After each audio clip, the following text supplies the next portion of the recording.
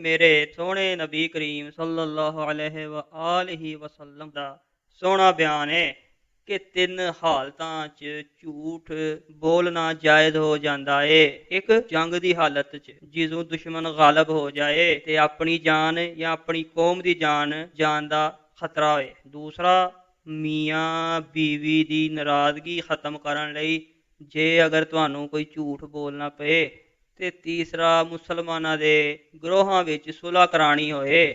ਤੇ ਰਹੀ ਗੱਲ ਅੱਜ ਕੱਲ੍ਹ ਦੀ ਫਿਲਮਾਂ, ਡਰਾਮੇ ਤੇ ਕਹਾਣੀਆਂ, ਇਹਨਾਂ ਦਾ ਮਕਸਦ ਸਿਰਫ ਇਸਲਾਮੀ ਮੁਆਸ਼ਰੇ 'ਚ ਖਰਾਬੀਆਂ ਹੀ ਪੈਦਾ ਕਰਨੀਆਂ ਨੇ ਤੇ ਲੋਕਾਂ ਨੂੰ ਕਰਤਾਰ ਪ੍ਰਸਤੀ ਦਾ ਪੁਰਸਤਾਰ ਬਣਾ ਕੇ ਲੋਕਾਂ ਦੀਆਂ ਜੇਬਾਂ 'ਚੋਂ ਪੈਸੇ ਕਢਾਉਣਾ ਜਾਂ ਫਿਰ ਲੋਕਾਂ ਦੇ ਸਾਹਮਣੇ ਸ਼ੋਹਰਤ ਦੇ ਬੁੱਤ ਬਣ ਜਾਣਾ ਕਿ ਲੋਕ ਅੰਨ੍ਹੇਵਾਹ ਇਹਨਾਂ ਦੀ ਪੂਜਾ ਸ਼ੁਰੂ ਕਰ ਦੇਣ। ਇਬਾਦਤ ਵਾਲੀ ਪੂਜਾ ਨਹੀਂ, ਕਰਤਾਰ ਪ੍ਰਸਤੀ ਵਾਲੀ ਪੂਜਾ।